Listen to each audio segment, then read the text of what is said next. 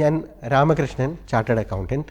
ഇന്ന് എൻ്റെ കൂടെ ഇവിടെ എത്തിയിരിക്കുന്നത് എൻ്റെ സഹപ്രവർത്തകനായ ചാർട്ടേഡ് അക്കൗണ്ടൻറ്റ് സൂരജാണ്. കേന്ദ്ര ഗവൺമെൻറ് ഈ അടുത്ത് 56ാമത്തെ GST council meeting September 3 നടക്കുകയുണ്ടായി. GST നിയമം 2017 കൊണ്ടുവന്നതിന് ശേഷം ഒരു വളരെ നിർണായകമായ ഒരു GST കൗൺസിൽ മീറ്റിംഗ് ആണ് നടന്നത്.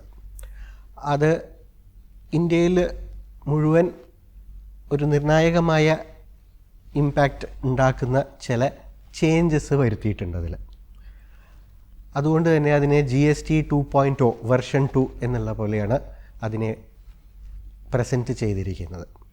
അപ്പോൾ എന്തുകൊണ്ട് ഇത് ഇത്ര പ്രാധാന്യം അർഹിക്കുന്നു, എന്താണ് സാധാരണ ജനങ്ങൾക്ക് ഇതുകൊണ്ടുള്ള ഒരു ഇമ്പാക്റ്റ്? സൂരജ്, ഈ 56ാമത്തെ കൗൺസിൽ മീറ്റിംഗ് ഇത്രയും പ്രാധാന്യം അർഹിക്കുന്നത് ഒന്നാണ്. എന്താണ് അതിൻ്റെ സിഗ്നിഫിക്കൻസ്, എന്താണ് അതിൻ്റെ ഇമ്പോർട്ടൻസ്? ജൂലൈ 1, 2017 GST ഇന്ത്യയിൽ നടപ്പാക്കുന്നത്.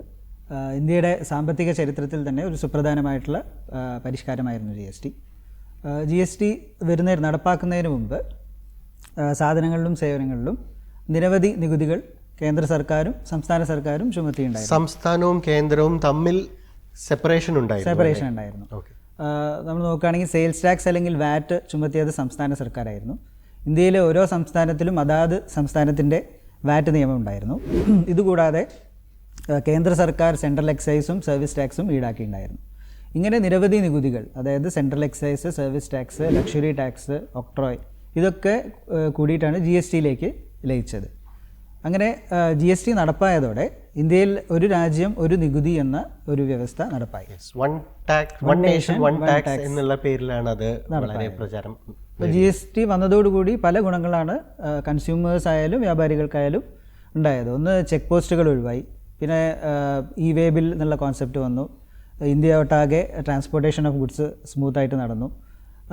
ഇതുകൂടാതെ ഇൻപുട്ട് ടാക്സ് ക്രെഡിറ്റ് വ്യാപാരികൾക്ക് കുറച്ചും കൂടെ മെച്ചപ്പെട്ട രീതിയിൽ എടുക്കാൻ പറ്റി. അങ്ങനെ പല ഗുണങ്ങളും ഉണ്ടായിരുന്നു. സേവനങ്ങളുടെ ഇൻപുട്ട് ഗുഡ്സിനും ഗുഡ്സിന്റെ ഇൻപുട്ട് സേവനങ്ങൾക്കും മുമ്പ് ചെയ്യാൻ പറ്റുന്നുണ്ടായിരുന്നില്ല. പക്ഷേ GSTയിൽ അത് സാധിക്കുന്നു. അങ്ങനെ പല ഗുണങ്ങളും ഉണ്ടായിരുന്നു. എന്നാൽ ഏതൊരു കാര്യമാണെങ്കിലും ഗുണമുണ്ടെങ്കിൽ അതിൻ്റെ കൂടെ കുറച്ച് ദോഷങ്ങളും ഉണ്ടാവാം. അപ്പോൾ പ്രധാനമായി GST ഇംപ്ലിമെൻറ്റ് ചെയ്ത ബാക്കിയുള്ള രാജ്യങ്ങൾ നമ്മൾ നോക്കുകയാണെങ്കിൽ 1-2 GST നിരക്കുകളേ ഉള്ളൂ. പക്ഷേ ഇന്ത്യയിൽ നമ്മൾ നോക്കുകയാണെങ്കിൽ മൾട്ടിപ്പിൾ അല്ലെങ്കിൽ നിരവധി GST നിരക്കുകളുണ്ട്. അപ്പോൾ 5%, 12%, 18%, 28%, 3%, 1.5 ഇങ്ങനെ നിരവധി GST റേറ്റ്സ് നിലനിൽക്കുമ്പോൾ ടാക്സ് ഡിസ്പ്യൂട്ട്സിൻ്റെ സാധ്യതകൾ കൂടും. ഒരു പ്രോഡക്റ്റ് ഏത് നികുതി നിരക്കിൽ വരും എന്ന് തന്നെ കണ്ടുപിടിക്കാൻ പലപ്പോഴും ബുദ്ധിമുട്ട് അനുഭവപ്പെടുന്നതായിട്ടാണ്. അതെ, ഇപ്പോൾ സമാനമായിട്ടുള്ള പ്രോഡക്ട്സ് ഉണ്ടാവും. ചിലതിന് 12 ആയിരിക്കും, ചിലതിന് 18 ആയിരിക്കും. അങ്ങനെ ഒരു കൺഫ്യൂഷൻ നിലനിന്നുണ്ടായിരുന്നു. ഇതുകൂടാതെ കുറേ ആവശ്യ വസ്തുക്കൾ, ഡെയിലി യൂസിന് നമ്മൾ യൂസ് ചെയ്യുന്ന സാധനങ്ങൾ, അതിന് ഉയർന്ന GST റേറ്റ് ഈടാക്കുന്നു എന്നുള്ള ഒരു മാർക്കറ്റിൻ്റെ ഫീലിംഗ് ഉണ്ടായിരുന്നു.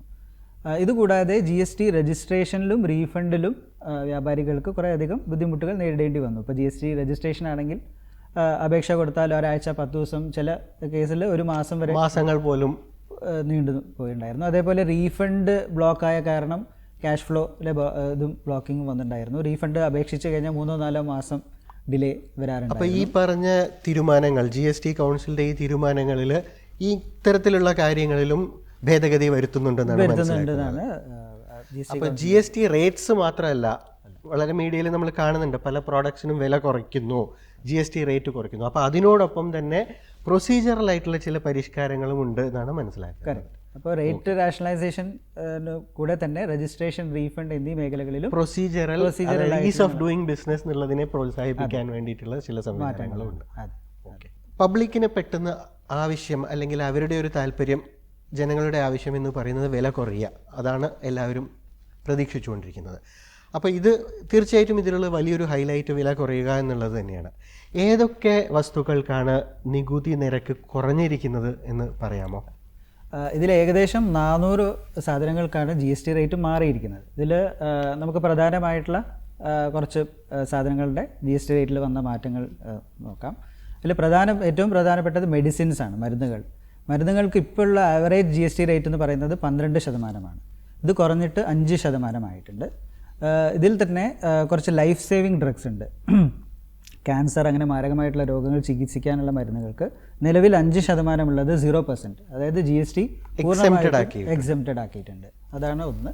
പിന്നെ കാർഷിക എക്യുപ്മെൻറ്റ്സ്, അഗ്രികൾച്ചറൽ എക്യുപ്മെൻറ്റ്സിന് നിലവിൽ 12%, അത് കുറച്ചിട്ട് 5% ആക്കിയിട്ടുണ്ട്.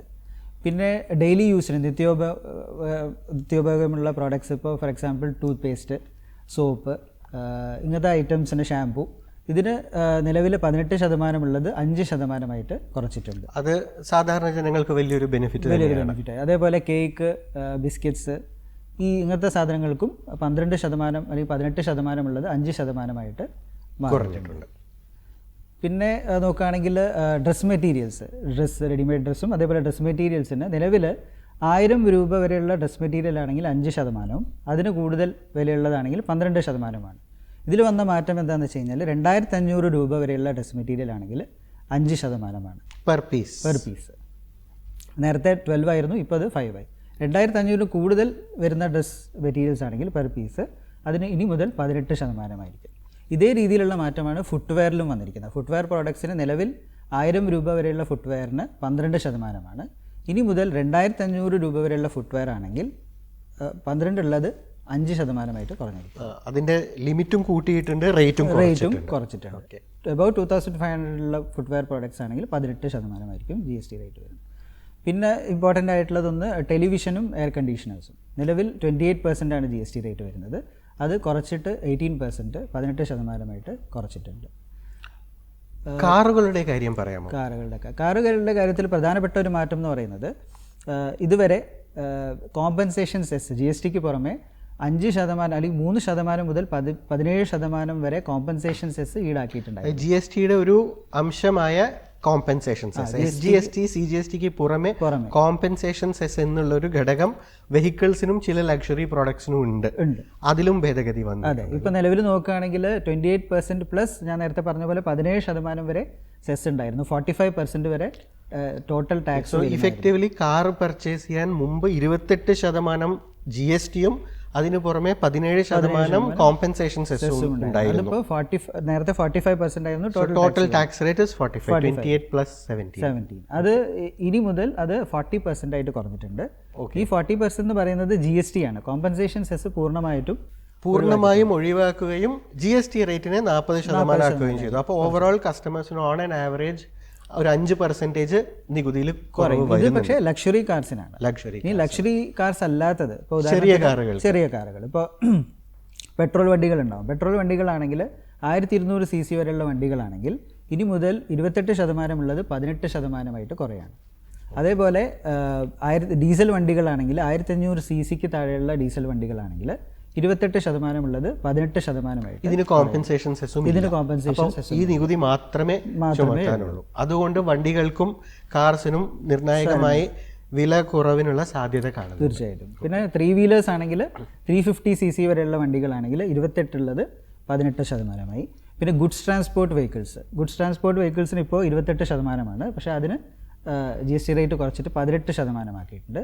പാസഞ്ചർ ഹെവി വെഹിക്കിൾസ്, ഇപ്പോൾ ബസ് 10 കൂടുതൽ ആൾക്കാരെ ട്രാൻസ്പോർട്ട് ചെയ്യാൻ യൂസ് ചെയ്യുന്ന വെഹിക്കിൾസിൽ 28% ഉള്ളത് 18% ആക്കിയിട്ട് കുറച്ചിട്ടുണ്ട്. അപ്പോൾ അതുകൊണ്ട് തന്നെ വില കുറയും എന്നുള്ളത് ഒരു പ്രതീക്ഷ തന്നെയാണ്. തീർച്ചയായിട്ടും. ഇത് കുറയാൻ എന്തെങ്കിലും സാധ്യതിരിക്കാൻ എന്തെങ്കിലും സാധ്യത കാണുന്നുണ്ടോ? അതിന് സാമ്പത്തികമായി എന്തെങ്കിലും വിലക്കുകളുണ്ടോ?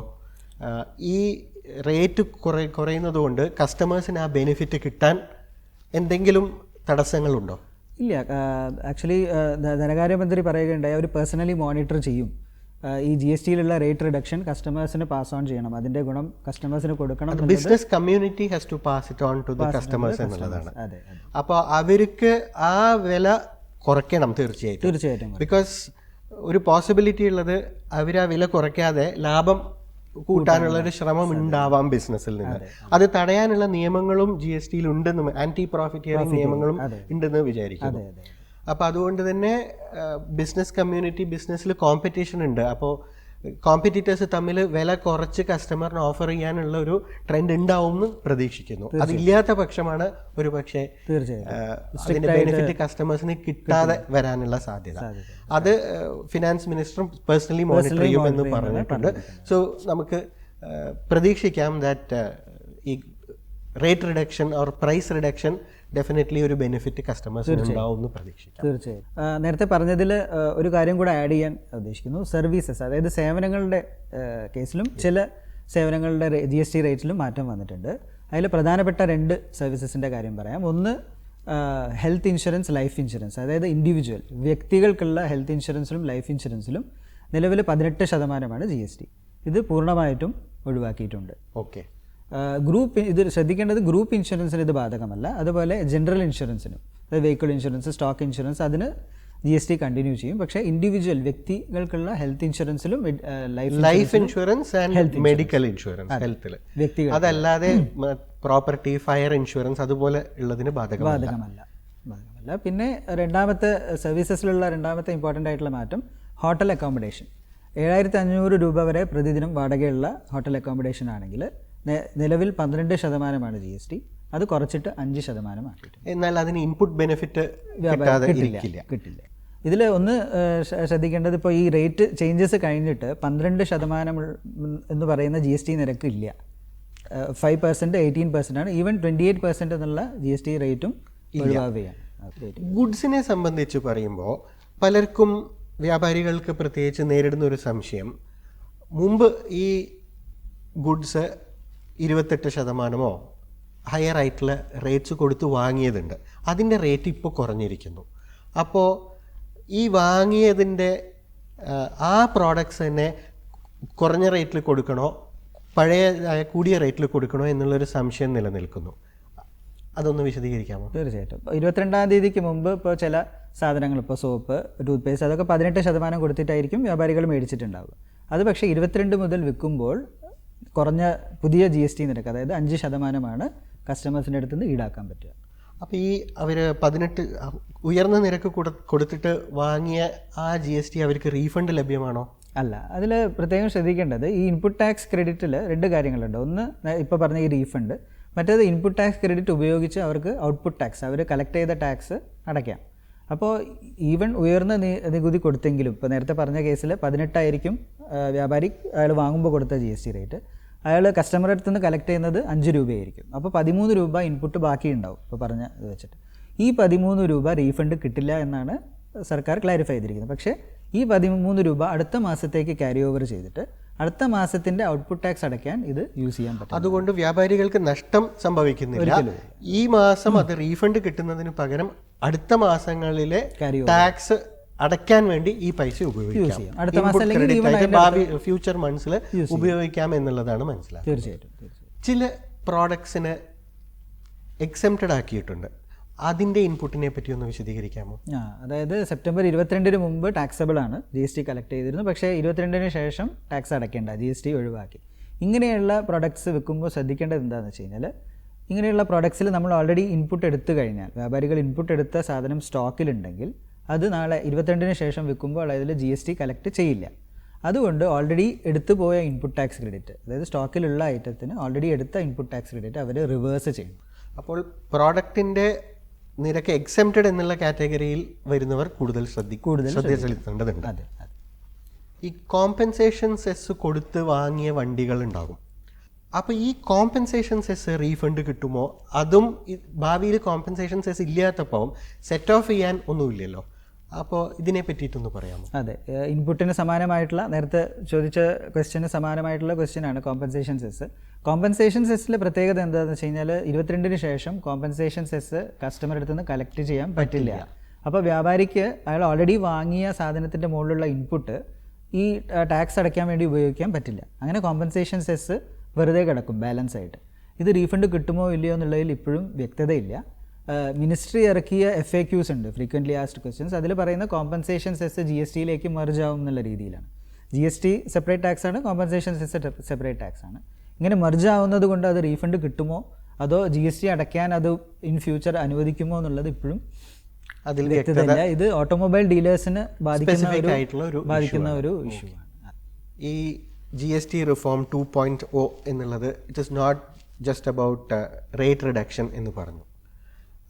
പ്രൊസീജിയറലി കുറച്ച് ചേഞ്ചസ് സിംപ്ലിഫൈ ചെയ്തിട്ടുണ്ട്. അതിനെക്കുറിച്ച് കൂടുതൽ പറയാമോ? അതെ, രണ്ട് കാര്യങ്ങളിലാണ് ഇപ്പോൾ GST കൗൺസിലിൽ കോൺസെൻട്രേറ്റ് ചെയ്യുന്നത്. ഒന്ന് GST രജിസ്ട്രേഷനും മറ്റത് GST റീഫണ്ടും. GST രജിസ്ട്രേഷൻ നേരത്തെ പറഞ്ഞ പോലെ ഇപ്പോൾ അപേക്ഷ കൊടുത്തു കഴിഞ്ഞാൽ ഒരാഴ്ച 10 ദിവസം, ചില കേസുകളിൽ ആധാർ ഒത്തൻറ്റിക്കേഷൻ നടന്നിട്ടില്ലെങ്കിൽ മാസങ്ങൾ, 1 മാസം 2 മാസമൊക്കെ ഡിലേ ആയ കേസസ് ഉണ്ട്. ചില കേസിൽ ഇൻസ്പെക്ഷനും വരാറുണ്ട്.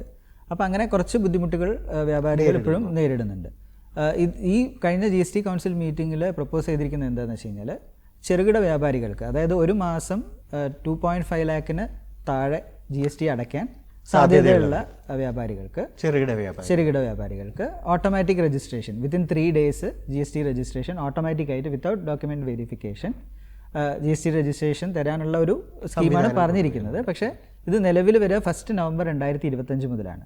അപ്പോൾ ഇതിൽ എന്തൊക്കെയാണ് പ്രൊസീജിയർ എന്നുള്ളത് നമ്മൾ വരും ദിവസങ്ങളിൽ കാണേണ്ടതായിട്ടുണ്ട്. ഗവൺമെൻറ് നോട്ടിഫൈ ചെയ്തിരിക്കും. പിന്നെ റീഫണ്ടിൻ്റെ കാര്യത്തിലാണെങ്കിൽ ഇപ്പോഴും ഞാൻ നേരത്തെ പറഞ്ഞ പോലെ ഡിലേ വരുന്നുണ്ട് റീഫണ്ട് സാങ്ഷൻ ചെയ്യാൻ. റീഫണ്ട് സാധാരണമായി വരുന്നത് ഇൻപുട്ട് കൂടുതൽ ഔട്ട്പുട്ട് കുറവ്, ഇല്ലെങ്കിൽ എക്സ്പോർട്ടേഴ്സിന്, ഇവർക്കൊക്കെയാണ് റീഫണ്ട് വരാറുള്ളത്. അപ്പോൾ നിലവിൽ 3-4 മാസമൊക്കെ എടുക്കുന്നുണ്ട്. ചില ആൾക്കാർക്ക് കൂടുതൽ ക്യാഷ് ഫ്ലോ പ്രോബ്ലമാണ്. അതെ. അപ്പോൾ ഇത് സോൾവ് ചെയ്യാൻ വേണ്ടിയിട്ട് ഇപ്പോൾ ഒരു പ്രപ്പോസൽ കൊണ്ടുവരുന്നിരിക്കുന്നത് എന്താണെന്ന് വെച്ചാൽ എക്സ്പോർട്ടേഴ്സിനാണെങ്കിലും നേരത്തെ പറഞ്ഞ ഡ്യൂട്ടി അങ്ങോട്ടും ഇങ്ങോട്ടും മാറി ഇൻവേർട്ടഡ് ഡ്യൂട്ടി സ്ട്രക്ചറുള്ള കേസസിലാണെങ്കിലും 90% അപ്ലൈ ചെയ്ത റീഫണ്ടിൻ്റെ 90% ഉടനടി ഇമ്മീഡിയറ്റ് സാങ്ഷൻ, പ്രൊവിഷണൽ സാങ്ഷൻ എന്നുള്ള രീതിയിൽ കൊണ്ടുവരും. ഡോക്യുമെൻറ്റ് വെരിഫിക്കേഷൻ അത് കഴിഞ്ഞിട്ടായിരിക്കും. അപ്പോൾ ഇതിൻ്റെ ഗുണം എന്താണെന്ന് വെച്ച് കഴിഞ്ഞാൽ റീഫണ്ട് അപ്ലൈ ചെയ്ത ഉടനെ തന്നെ 90% റീഫണ്ട് ആദ്യം കിട്ടും. പിന്നെ അതിനുശേഷം ഡോക്യുമെൻറ്റ് വെരിഫിക്കേഷന് ശേഷം ബാക്കിയുള്ള 10% കിട്ടും. ഇത് തീർച്ചയായിട്ടും വ്യാപാരികൾക്ക് അവരുടെ വർക്കിംഗ് ക്യാപിറ്റൽ ആംഗിളിൽ വളരെ ബെനിഫിഷ്യൽ ആയിരിക്കും. ഈ ഒരു സ്കീമും 1 November 2025 മുതലാണ് ഇംപ്ലിമെൻറ്റ് ചെയ്യാനുള്ള പ്ലാൻ ഉള്ളത്. കാരണം വാങ്ങുന്ന സമയത്ത് GST കൊടുത്തു, വിൽക്കുന്ന സമയത്ത് GST കുറവാണ്. അതുപോലെയുള്ള സിറ്റുവേഷൻസിലാണ് ഇൻവേർട്ടഡ് സ്ട്രക്ചർ എന്ന് പറയുന്നത്. അതൊരു ക്യാഷ് ഫ്ലോ പ്രോബ്ലം ഉണ്ടാക്കുന്നുണ്ട് വ്യാപാരികൾക്ക്. അതിനെ പരിഹരിക്കാൻ ഇത് തീർച്ചയായും എക്സ്പോർട്ടേഴ്സിനും അത് സഹായിക്കും. കാരണം എക്സ്പോർട്ടേഴ്സിന് ടാക്സ് അടയ്ക്കാനില്ല, അതുകൊണ്ട് ഇൻപുട്ട് ടാക്സിൻ്റെ റീഫണ്ട് കിട്ടാൻ ഇത് സഹായിക്കും.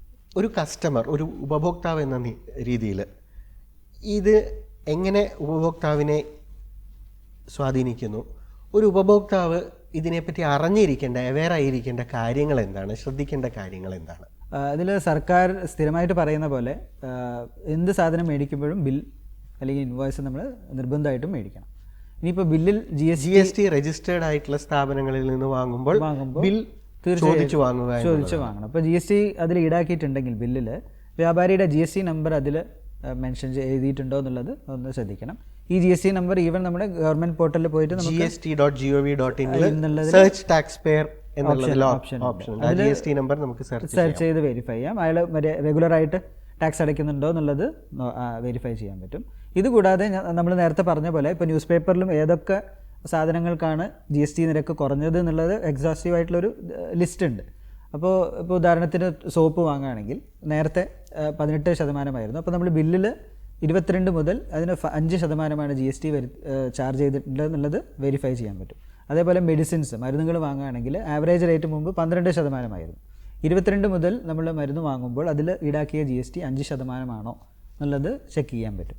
അങ്ങനെ ന്യൂസ് പേപ്പറിൽ അതിൻ്റെ ഡീറ്റെയിൽ ആയിട്ടുള്ള ലിസ്റ്റ് അവൈലബിൾ ആണ്, ഇൻ്റർനെറ്റിലും അവൈലബിൾ ആണ്. മുമ്പ് വാങ്ങിയ റേറ്റും പിന്നീട് വാങ്ങുന്ന റേറ്റും ശ്രദ്ധിച്ചാൽ വളരെ നല്ലത് എന്ന് വിചാരിക്കാം. അതെ, എന്തായാലും വില കുറയണം. GST നിരക്ക് കുറയുമ്പോൾ അതുപോലെ MRP-യിലും ഭേദഗതികൾ വരുത്തുന്നുണ്ടെന്നാണ് മനസ്സിലാക്കുന്നത്. വ്യാപാരികൾ മുമ്പ് സെറ്റ് ചെയ്തിരുന്ന MRP ഇപ്പോൾ കുറയ്ക്കാനും അവിടെ ഒരു ഇൻസ്ട്രക്ഷൻസ് കൊടുത്തിട്ടുണ്ട്. Legal metrology, consumer affairs ministry ഒരു നോട്ടിഫിക്കേഷൻ ഇറക്കിയിട്ടുണ്ട്. മാനുഫാക്ചറേഴ്സ്, പാക്കേഴ്സ്, ഇമ്പോർട്ടേഴ്സ് ഇവർ ഓൾറെഡി ഫിക്സ് ചെയ്ത MRP മാറ്റണം. ഈ GST നിരക്ക് മാറ്റിയത് കൊണ്ടുള്ള ചേഞ്ച് MRP-യിൽ വരുത്തണം. അതിൽ കുറയ്ക്കണം, വേണ്ട സ്ഥലങ്ങളിൽ കുറയ്ക്കണം എന്നുള്ള ഒരു ഇൻസ്ട്രക്ഷനും വന്നിട്ടുണ്ട്. ഈ പരിഷ്കാരങ്ങളുടെ ഒരു ഇക്കണോമിക് ഇമ്പാക്റ്റ്, നമ്മുടെ സാമ്പത്തിക വ്യവസ്ഥയിൽ വരുത്താൻ സാധ്യതയുള്ള ഇമ്പാക്റ്റ് എന്താണ് എന്ന് കൂടുതൽ വിശദീകരിക്കാമോ? അതെ, നേരത്തെ പറഞ്ഞ പോലെ GST നിരക്ക് കുറയുമ്പോൾ സ്വാഭാവികമായിട്ടും സാധനങ്ങളുടെ വില കുറയും. ഇങ്ങനെ ആളുകളുടെ പർച്ചേസിങ് പവർ കൂടും.